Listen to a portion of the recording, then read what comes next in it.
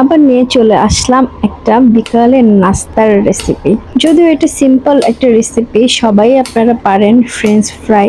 যেহেতু আমি নতুন শিখছি তাই ভাবলাম ভিডিও করে আপনাদের সাথে শেয়ার করা যাক। আমি কিছু বড় সাইজের আলু নিয়েছি, সেগুলোকে ফ্রেঞ্চ ফ্রাই আকারে কেটে নিচ্ছি।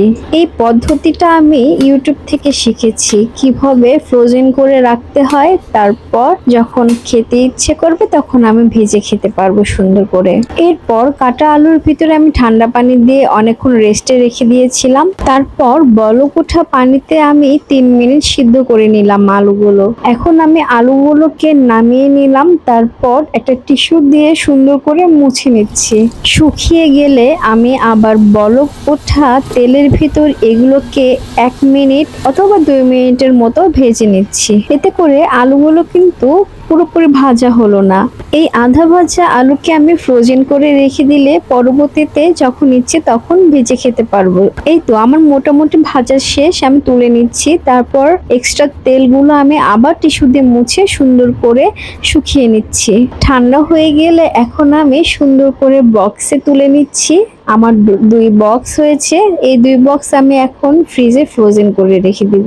আমার কাছে চালের গুঁড়ো ছিল না, চালের গুঁড়ো থাকলে উপর দিয়ে ছিটিয়ে তারপর ফ্রিজে রাখতে পারতাম, তাহলে আরো ভালো হতো। আলুগুলো খুব ভালো থাকতো, ঝরঝরে, একটার সাথে একটা লেগে যেত না। তারপরেও কিন্তু ভালোই আছে। আমি ফ্রোজেন করার পর দেখেন এই অবস্থা, সুন্দরভাবে আছে। এটাকে এখন আমি ভাজলে সুন্দরভাবে এক এক করে খুলে যাবে। এভাবে যদি আমরা ফ্রেঞ্চ ফ্রাই গুলো সুন্দর করে ফ্রিজে সংরক্ষণ করে রাখি ফ্রোজেন করে, তাহলে আমাদের যেদিন ইচ্ছে সেদিন আমরা ভেজে সুন্দরভাবে খেতে পারি। এই যে আমি ভাজছি, আমার আগেও ভাজা হয়েছিল, সেই তেলগুলো নষ্ট করে নিই, সেই তেলে আবার ভেজে নিচ্ছি সুন্দর করে।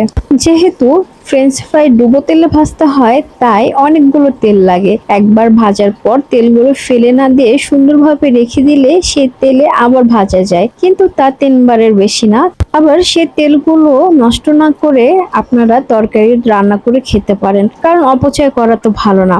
দেখেন আমি চার্জার লাইট দিয়ে আমার নাস্তাটা রেডি করছি, কারণ আপনাদেরকে তো আগেই বলেছি আমার এখানে 1 ঘন্টা 2 ঘন্টা পর পরই বিদ্যুৎ চলে যায়। এভাবে কষ্ট করে হাজবেন্ডের জন্য রান্না করতে হয়, তারপরও হাজবেন্ডের মন পাওয়া যায় না। হাজবেন্ডের মন পাওয়া কিন্তু অনেক কঠিন ব্যাপার।